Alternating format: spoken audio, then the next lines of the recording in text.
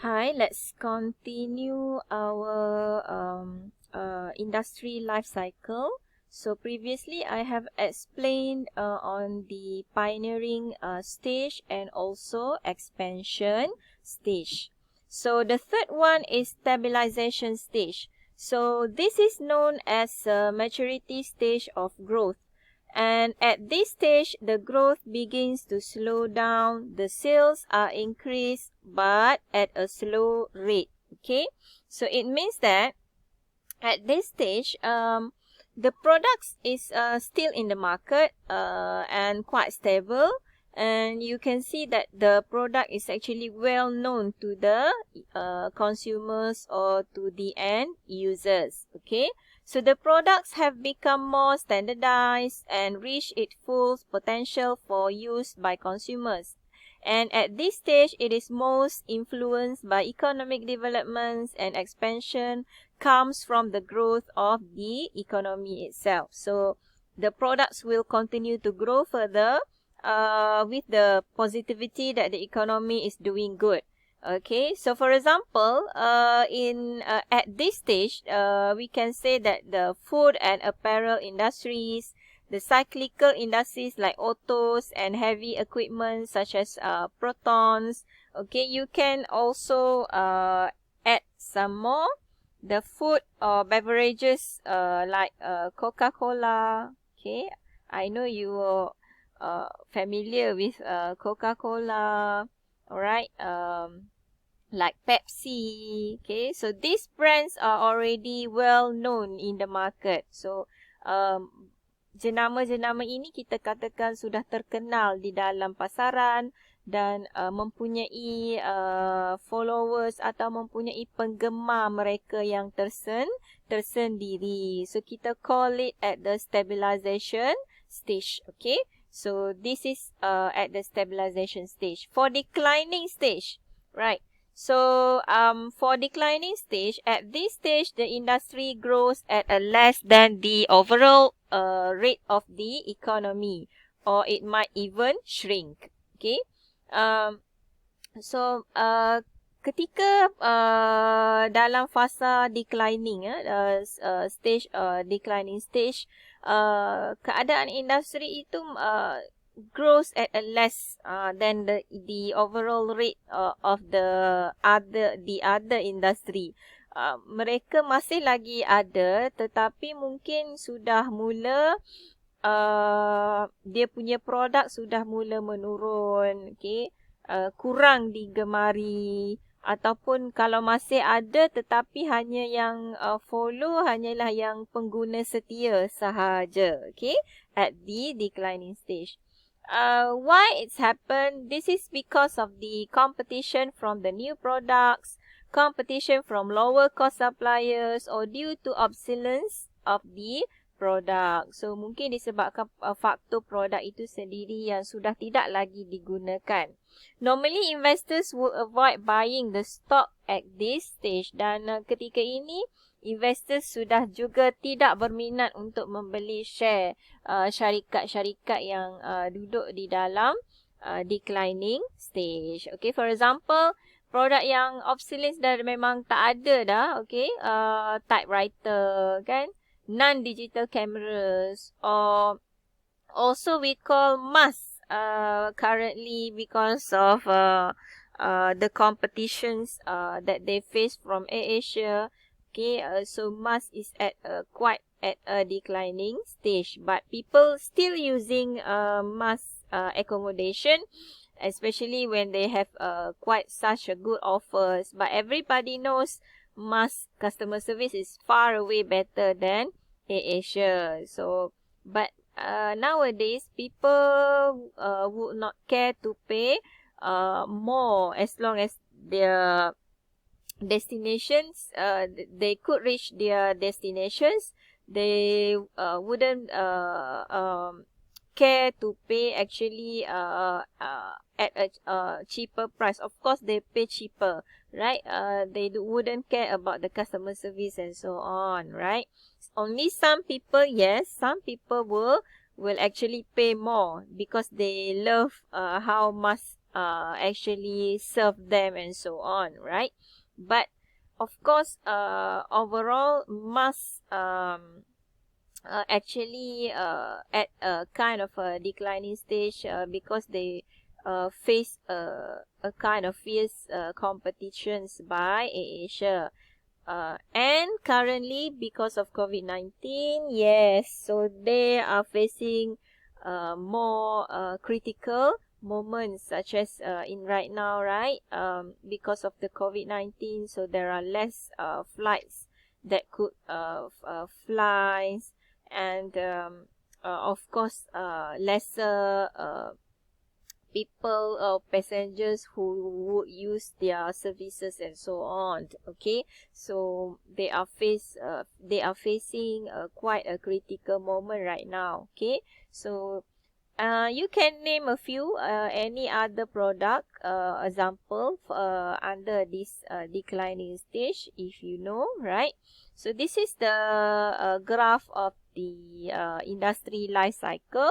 So at the startup, normally at rapid and increasing growth, okay, at the first stage of the industry, okay, the first stage that the pioneering stage that I have explained earlier, okay, and the consolidation stage at this moment from here to here, and then the third is the stabilization stage or the maturity stage from over here to this line. And the fourth one is the declining stage, right? From over here and they will goes down, okay? Something like this, okay? So this is the graph for the industry life cycle.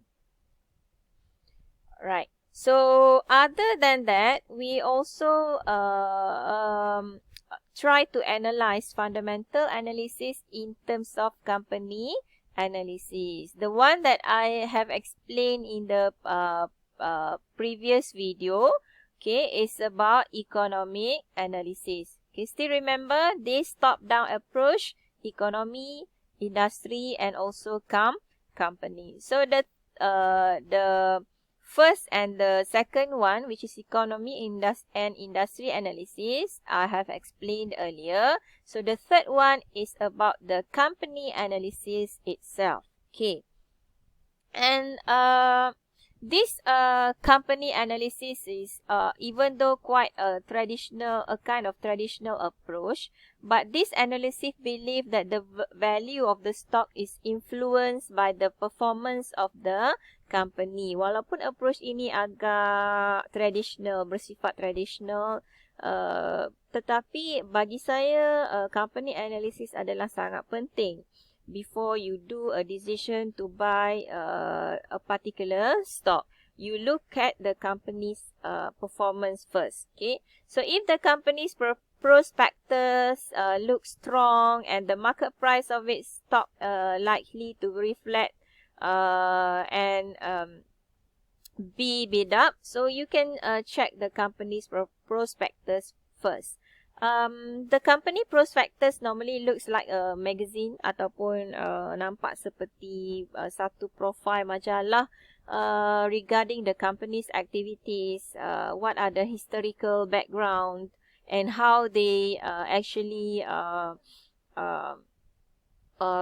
growing, right, in the industry. So they will let you know in the prospectus. So this company analysis also begin with the historical of the company itself. So we are going to take a look on its financial strength along with the economic and industry analysis. So then an expectation about the future growth and profitability of the firm is being measured. Okay, kemudian barulah kita cuba lihat apakah decision yang kita akan buat, okay, based on the company future growth and also profitability and how much the company earns, okay, each and every year, right? So we are going to actually valuing the company and its future earnings as well. And the indicators that we can use, okay, so using by these indicators, So what are the forecasted sale and profits? What are the forecasted dividend and stock prices? And the key financial ratios such as that we have learned in Fundamental of Finance. The same liquidity ratios, the activity ratios, what are the leverage ratios, profitability, and the common stock and the market ratio. So of course there are some calculation that you have to do on this part, right? Okay, so these are example of the questions that are normally being asked in the final exam.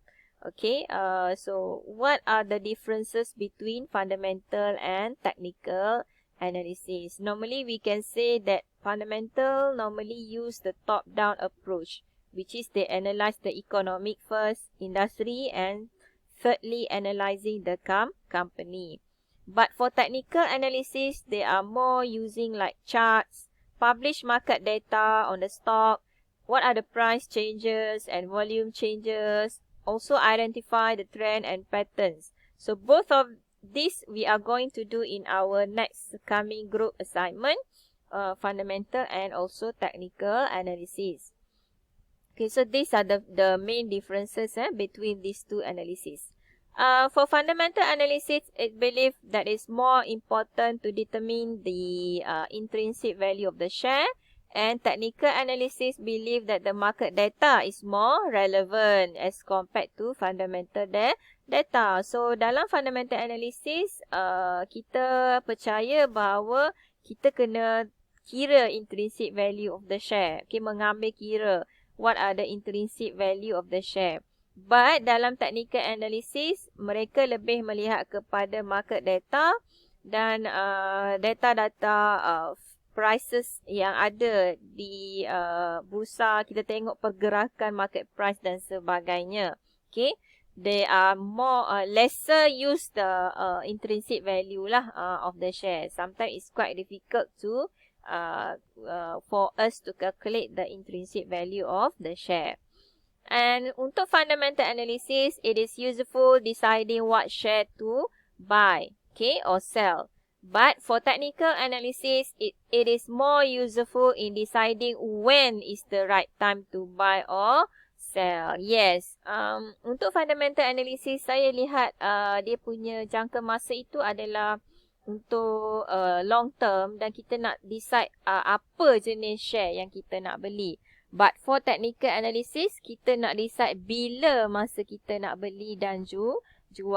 Sebab tu kita sentiasa tengok stock prices movement, apakah graf pergerakan data harga share tersebut. So kita boleh decide bila kita nak jual dan bila kita nak beli. Okay. For fundamental analysis, it believes that the life cycle is more important. Yes, mereka mengambil kira di mana company itu duduk dalam industri life cycle. Is it at pioneering stage? Is it at the stabilization stage dan sebagainya? But dalam technical analysis, the technicians ataupun analysts felt that the forces of demand and supply yang akan menentukan the stock price dan volume of the share trading. So yes, in terms of technical analysis, mereka lebih lihat kepada faktor demand dan supply terhadap share tersebut. Okay, so this is the top-down approach. Kalau ditanya, kita akan explain dari sudut economic, industry and fundamental analysis. But kita juga ada market ratios, which is untuk chapter 8, dan we have to do a kind of calculation. So these questions I will explain to you in the next coming video.